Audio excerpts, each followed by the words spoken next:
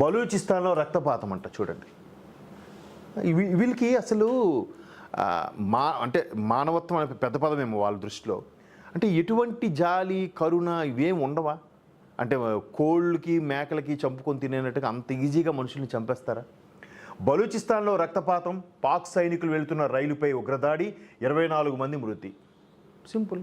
అంటే అల్లుడికి బలుడు, బల్లుడికి బ్రహ్మదేవుడు అనే ఒక సామెత ఉన్నట్టుగా ఇక్కడ ఏదైతే పాకిస్తాన్ ఇలాంటి నీచమైన పనులకి భారత్లో ఉసుగొలుపుతోందో, కొన్ని వందల మంది టెర్రరిస్టులని చిన్న పిల్లల సహా బార్డర్లో ఎల్ఓసి కాదు ఏంటది పిఓకేలో వీళ్ళందరికీ ట్రైనింగ్ ఇస్తుందో, 7-8 పిల్లలకు కూడా AK-47 గన్లు ఇచ్చి అటువంటి స్థావరాలపై మనం భారతదేశం ఆపరేషన్ సింధూర్ టైంలో అటాక్స్ చేసిందో, వీళ్ళు జాలి అయ్యో చిన్నపిల్లల్ని చంపేశారు. ఆ చిన్నపిల్లడే బతికితే రేపు ఒక కసబ్బు అవుతాడు.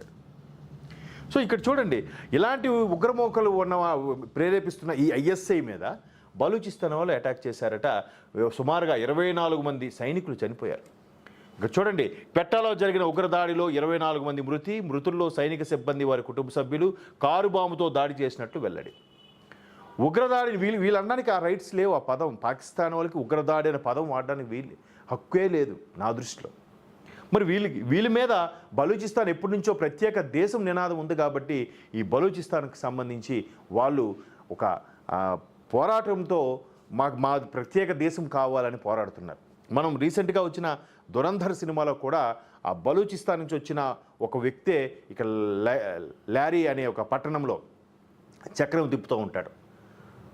బట్ అంటే చూడండి, మళ్ళీ అక్కడ వాళ్ళకి ఎలాగ సత్సంబంధాలు అయినా కూడా ఇలాంటి దాడులు. అలాగే ఒకసారి చూద్దాం.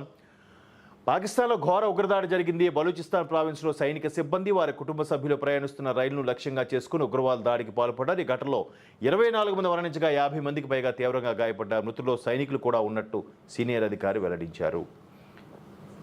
బలూచిస్తాన్ రాజధాని క్వెట్టాలో ఆదివారం ఈ దాడి జరిగింది. క్వెట్టా నుంచి పెషావర్కు వెళ్తున్న రైల్లో సైనికులు, వారి కుటుంబ సభ్యులు ఉన్నారు. మంగళవారం నుంచి ప్రారంభం కానున్న బక్రీద్ పండుగ కోసం వీరంతా తమ స్వస్థలాలకు పయనమయ్యారు. రైలు క్వెట్టాలోని చమన్ పట్టక వద్ద సిగ్నల్ దాటుతున్న సమయంలో పేలుడు పదార్థాలతో నింపిన కారుతో ఒక బోగీని ఉగ్రవాదులు ఢీకొట్టారు. దీంతో భారీ పేలుడు సంభవించింది. జనరల్గా ఎక్కడైనా ఎలా ఉంటుందంటే, ఒక ఏదైనా వెహికల్ వెళ్తుంటే సడన్గా వచ్చి గుద్దితే ఆ 2 బ్లాస్ట్ అయిపోతుంది. రోడ్డు మీద వెళ్ళే వెహికల్స్, ఇంకో రోడ్డు మీద వచ్చే వెహికల్. ఇక్కడ ట్రైన్ వెళ్తుంటే కారులో వెళ్ళి ఆ ఫాస్ట్గా వెళ్తున్న ట్రైన్ని కొట్టడం ఎంత పిచ్చి చేష్టలో, ఎంత విపరీతమైన చర్యలో చూడండి వీళ్ళు. సో అందులో అంటే మ్యాక్సిమం సైనికులనే టార్గెట్ చేసుకున్నట్టుగా తెలుస్తుంది. బలూచిస్తాన్ వాళ్ళు ఒక్కొక్కరుగా అంతకుముందు కూడా ఆపరేషన్ సింధూర్ టైంలో కూడా బలూచిస్తాన్ వాళ్ళు అయ్యా మాకొక్క మిసైల్ ఇవ్వండి, మేము పాకిస్తాన్ లేపేస్తామని బలూచిస్తాన్ వాళ్ళు ఆ రెబల్స్ ఎవరైతే ఉన్నారో భారతదేశాన్ని రిక్వెస్ట్ చేశారు.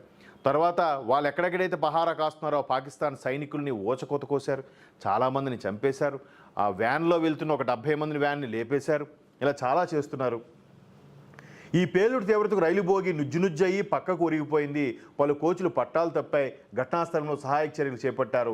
రక్తంతో తడిసిన బాధితులను స్ట్రెచ్చర్లపై తరలిస్తున్న దృశ్యాలు హృదయ విదారకంగా ఉన్నాయి.